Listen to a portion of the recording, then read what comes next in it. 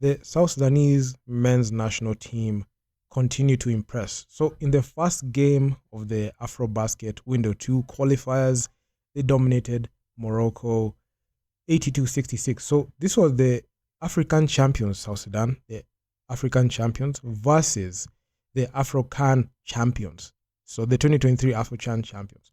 So this game was, I must say, an utter domination from the South Sudanese side, and they just toyed with Morocco because the experience that South Sudan have, especially coming fresh off an Olympic appearance this August, and having them but get battle tested amongst the best teams in the whole world, there was no doubts that South Sudan were going to show up small, and they showed up big in these games. And the guys that played, especially with Luol Deng at the helm, of course, South Sudan never even drop a game even when it came to it. So this game, the South Sudanese team, they dominated in the second and the third quarter. And the third quarter, that was the highest scoring quarter the South Sudanese had. And it was a 28-point third quarter, the highest scoring quarter that South Sudanese national team had. So there was no weak spots at all. Great productivity coming from Nuni Omot, 17 points. He had 3 assists and 3 rebounds. He had a plus minus for +9. One of the most reliable and efficient pieces on the court, and he was that guy. We had Junior Madut, he had 15. Deng Angok Deng, he had 11. And these are players who didn't even play like heavy minutes like that, because it's only Jackson McCoy who played 30 total minutes. And he wasn't as efficient, especially scoring wise, because he didn't attempt as many points from the field, attempted short attempts from the field, and he had 6 assists in the game. So he was just producing on the other side of the basketball. But the South Sudanese team showed what team basketball does, because they spread the well across every single player, and they got every single player on board. So this is the first game against Morocco. Winnie and Gabriel did not play, but the other guys stepped in, and they just showed why they're the reigning African champions, because they're the only team who went to the Olympics. And with their Olympic run, it has given them another edge that you have not seen. Because previously, prior to the Olympics, and prior to even the FIBA World Cup qualifiers, you wouldn't know or even understand what to expect when it came to South Sudan. But after making a lot of videos and doing a lot of research on this team, you would see that the mentality had to shift so that they can be able to understand how to win African basketball games. And also, not only in Africa, but when they went outside, they had to adjust to the way that they needed to play that can be able to get them the win that they desired. So, given this mentality shift, their games are much smoother, much efficient. There's no guesswork when it comes to these players. They anticipate their plays, and they're able to plan very well, especially on offense and defense. And their physicality is second to none. And right now, Coach Luol Deng is at the helm. Now, Royal Ivy's not around, but Luol Deng, he took on the reins as a coach, because he's the president of basketball in South Sudan. They are federations. So Luol Deng is there, and still go work, because we didn't see a lot of people from the Olympic roster, but Nuni Omot, Winnie and Gabriel, they were there, and they had a lot of things to say, and they had a lot of things to say on the court, not verbally, but with the game statements that they make. So their play is second to none, and at this point, I don't think there's a lot of resistance when it comes to them and other teams coming to bring it to them, because now, even with their new found success, especially the Olympics, they have a target on their backs. But I don't think South Sudan are just gonna back down to anybody. They have everything. They have all the pieces 1 through 5. They can play inside and outside. They're a very good 3-point shooting team, and they're very efficient at it. I know 38.5% is not that good, but out of 26 attempts, they made 10 of them.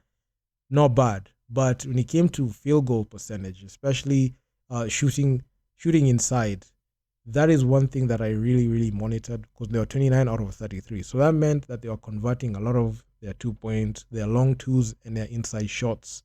That is very important. And also from the free throw line, they didn't go to the line as much, but they shot at an 83% clip. So that is very important for a team, especially when it comes to the African scene.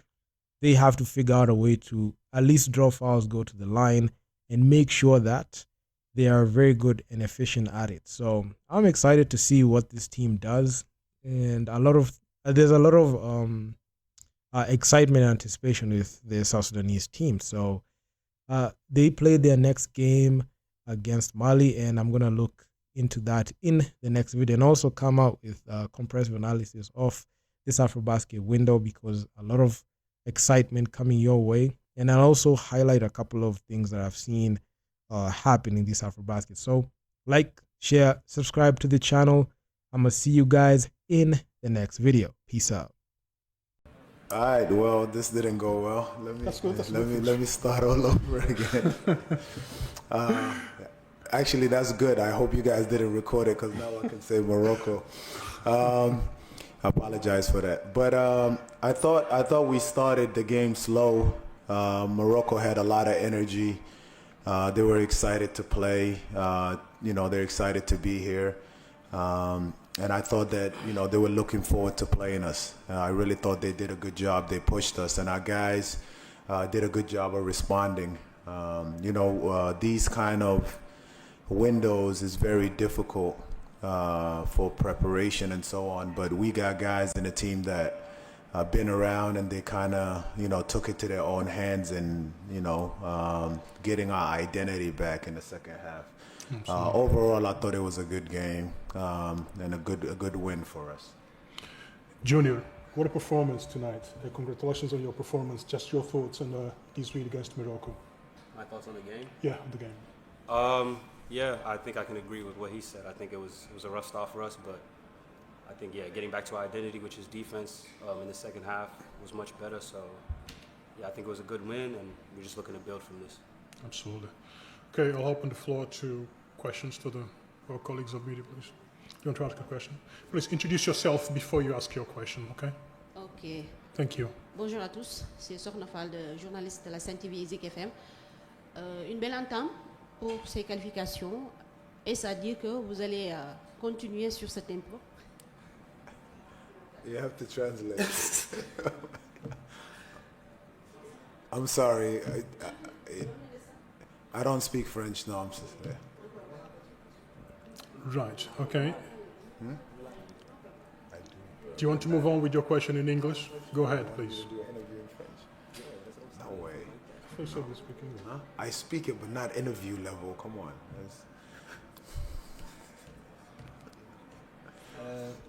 Hello, coach. Hi. Amadou Sanke from Fan Zone 221. My question is a little bit out of context, but I want to know how the Olympic Games was great for you, coach, and for players to level up your games. Yeah, no, Olympic was a great experience. It was a great accomplishment for, South Sudan, for the Federation, for representing Africa. We learned a lot from it. I think we got to continue, pushing and trying to get better. As much as we appreciate the Olympics, and that's pretty much done now. We want to focus on, AFROBASKET and what's at task. But overall, I think the recognition that we got from the Olympics has been very noticeable, and it helps us with preparing, knowing that that's how good we can be to get to that level. So we want to kind of keep challenging ourselves and see how much better we can get. Thank you, coach. I have another one. All Africans see Mo Bamba playing for Ivory Coast. How can you say about it? Because you want NBA African players from play to their town, and how you can say about it? Yeah, I think, the problem has always been the other way around. I don't think athletes or players don't want to play for their country. They do. I think they do. But a lot of times they're not organized. You have to put the pressure on federation and national team to get the program to the level of standards.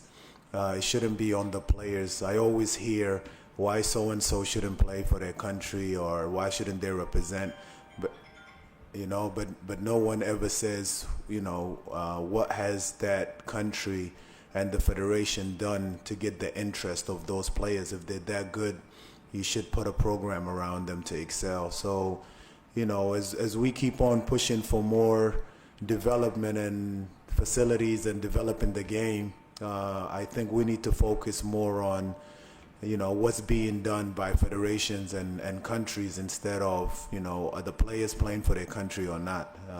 Should lay that out for them, so they can be excited to come back and play. Okay. Question for you, Junior. What is it like being part of a program like the South Sudanese team? I look at this roster here in Dakar.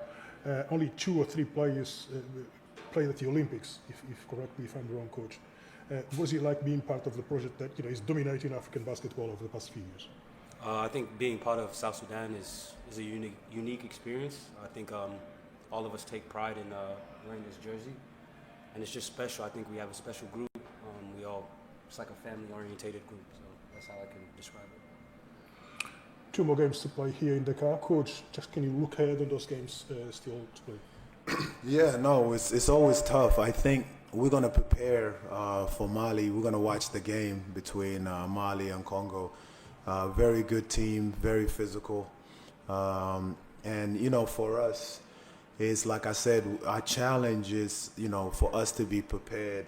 No matter who we're playing, we always want to come out and have an identity. And like Junior said earlier, our identity is how hard we play on our defense. As we keep teaching that, just like you said, we got a lot of players that, are capable of playing for many countries, and that's a privilege and an honor to be able to have that. It's something we should be excited about. So, the focus right now is this game is over with. The guys know that.